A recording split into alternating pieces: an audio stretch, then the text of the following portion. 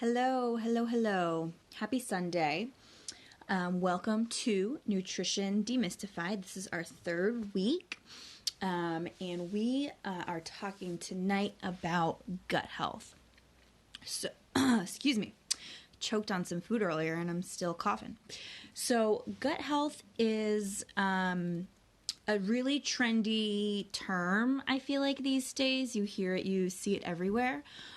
So when it comes to gut health, I kind of want to cover like what the hell do we even mean? So hi guys, hi parrots.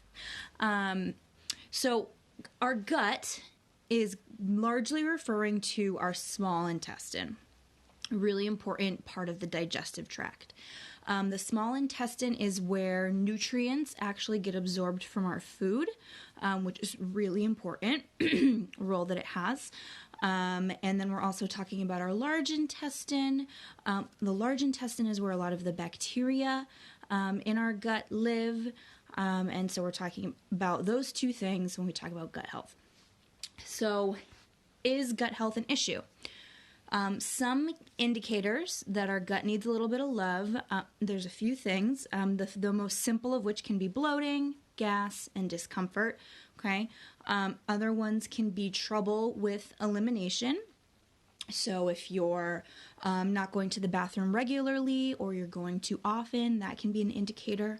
Some of the other really important ones are going to be immune health. So if you feel like you get sick all the time, or you have a lot of allergies, is a big one, can be an indicator.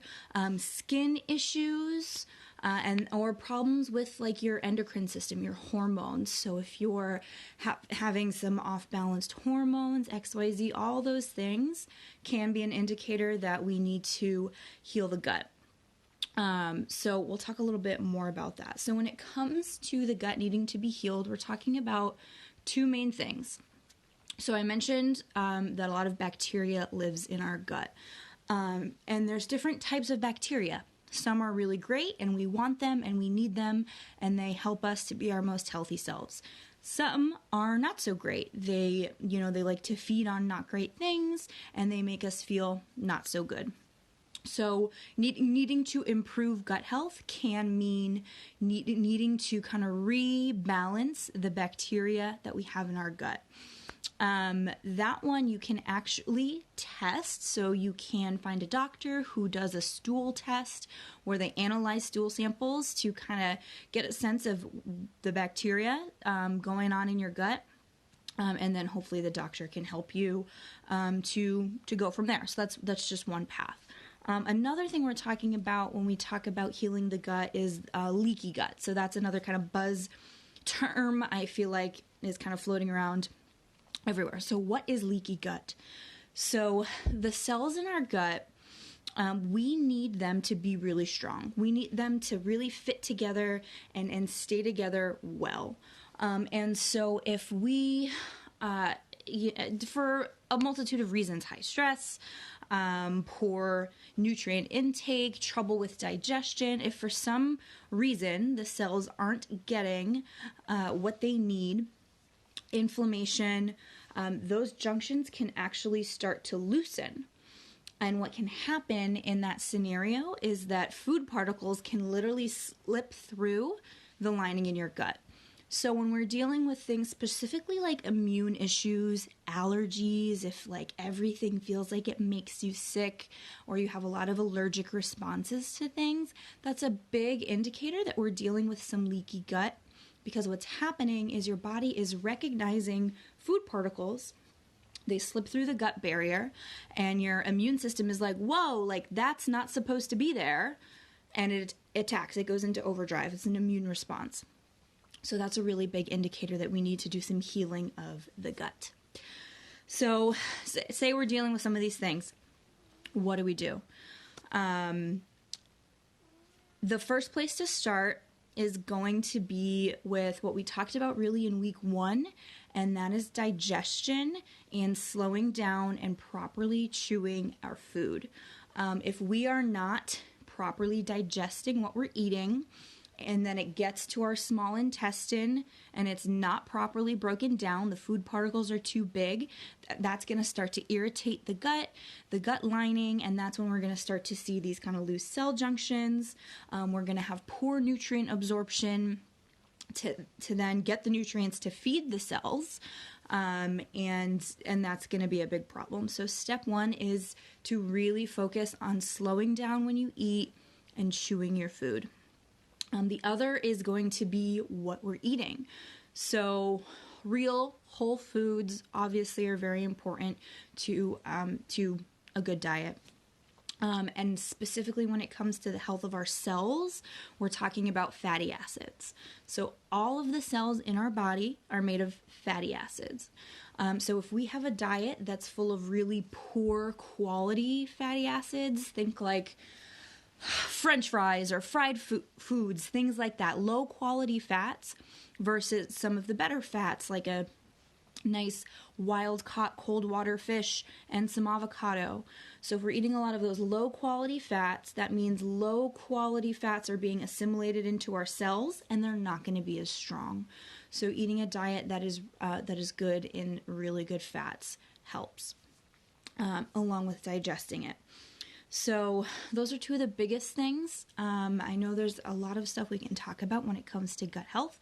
Other paths you can take are to seek help. Someone like myself, who's a functional nutritional therapy practitioner. I worked closely with my doctor. If you find a doctor, I'll take that back. Find a doctor that you like who listens to your concerns and is open to talking about things like digestion and gut health.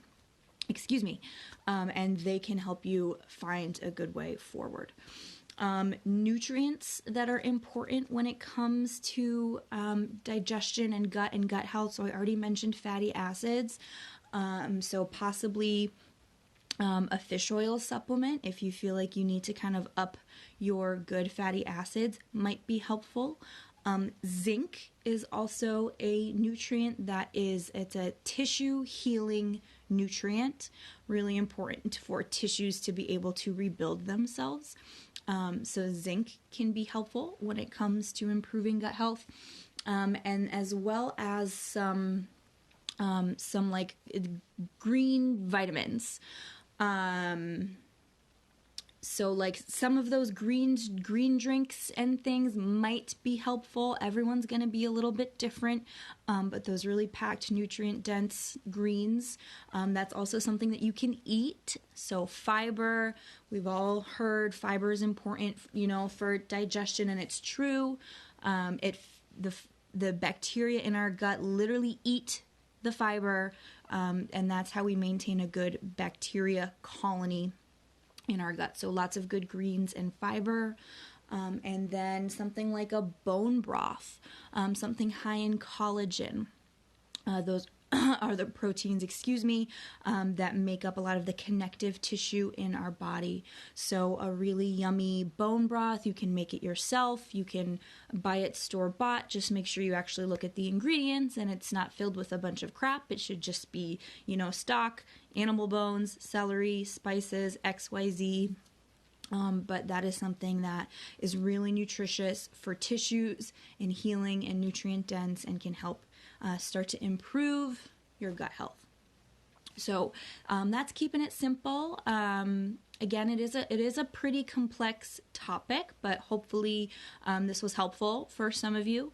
If you have any questions, you please let me know. Hit me in the messages. That's gut health. And if you do have any doubts, the best course of action, if possible, is going to be to seek out a professional who can listen and talk with you about your specific symptoms, what you're experiencing.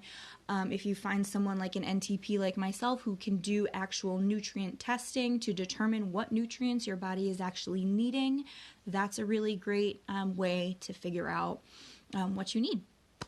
So that's gut health in a nutshell. There's so much more I could talk about to explain it, but I want to keep it simple. But thank you all for being here. This will be live in my story for 24 hours and then posted to my IGTV in a few days by the end of the week. Thanks so much.